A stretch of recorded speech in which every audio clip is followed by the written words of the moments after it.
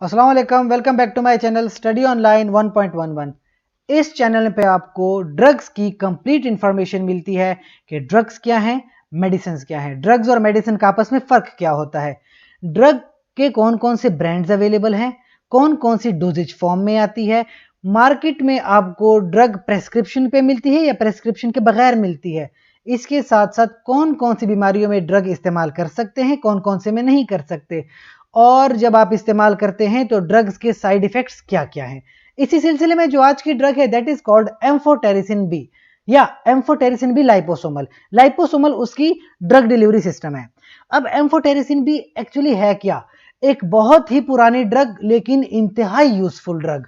आती है doses form that is 50 mg while injection में। पाउडर फॉर इंजेक्शन होता है, जब आपको लगाना हो आप उसको कंस्टिट्यूट कर लेते हो। इसकी फार्माकोलॉजी पे आते हैं। दरअसल ये ड्रग करती क्या है?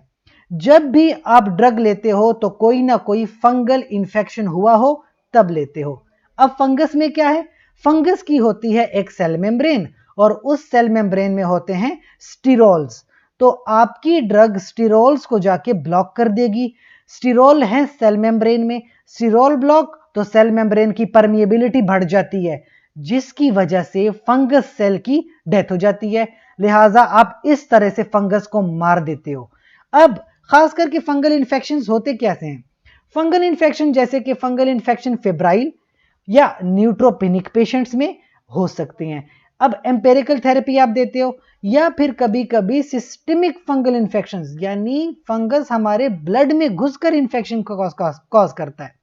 उसमें एस्परजिलस, कैंडिडा, क्रिप्टोकोकस स्पीशीज, ये तीन बड़ी बड़ी स्पीशीज हैं जो इन्फेक्शन कॉज करती हैं।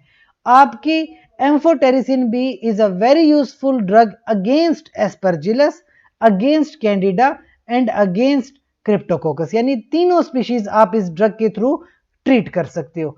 इसके अलावा ये जो क्रिप्टोकोकस है कभी कभी ये मेनिंजाइटिस कॉज कर देता है, यानी ब्रेन की तरफ भी जा सकता है, खास करके जो HIV के पेशेंट्स होते हैं उनमें। तो क्रिप्टोकोकल मेनिंजाइटिस में भी amphotericin B is a very useful choice. 6 mg पर kg ड्रग जाती है इंट्रावेनसली पर डे। अच्छा, ड्रग इतनी यूजफुल है, फंगल इन्फेक्शंस को मारती है, लेकिन जाहिर सी बात है ड्रग के साथ साथ कुछ साइड इफेक्ट्स जैसे कि हाइपोकेलेमिया यानी पोटाशियम के लेवल्स कम हो जाना, हाइपोमैग्नीसीमिया मैग्नीशियम के लेवल्स कम हो जाना, chills, anaemia, nephrotoxicity. Now this is important. Nephrotoxicity का मतलब है कि किडनी के अंदर थोड़ा सा वो टॉक्सिक इफेक्ट देता है जिससे किडनी डैमेज हो सकती है। फौरन से नहीं होती, क्रॉनिक ड्रग यूजर हैं तो हो सकती हैं। Nausea, vomiting, diarrhoea, rash. Rash skin disorder है जो कि ड्रग रिएक्शन की वजह से आ सकता है। ये बात सही है कि इनकी रेशो ज्यादा है, यानी ये ड्रग जो है ये प्रॉब्लम्स कर सकती हैं, लेकिन इस ड्रग की खूबसूरती यह है कि ये अब तक रेजिस्टेंट नहीं हुई, एंटीबायोटिक्स रेजिस्टेंट हो जाती हैं। एम्फोटेरिसिन भी बहुत पुरानी ड्रग है लेकिन अब तक क्लिनिकली यूज हो रही है और अब तक रेजिस्टेंस इसके खिलाफ डेवलप नहीं हुई। लिहाजा that is the drug amphotericin B for you.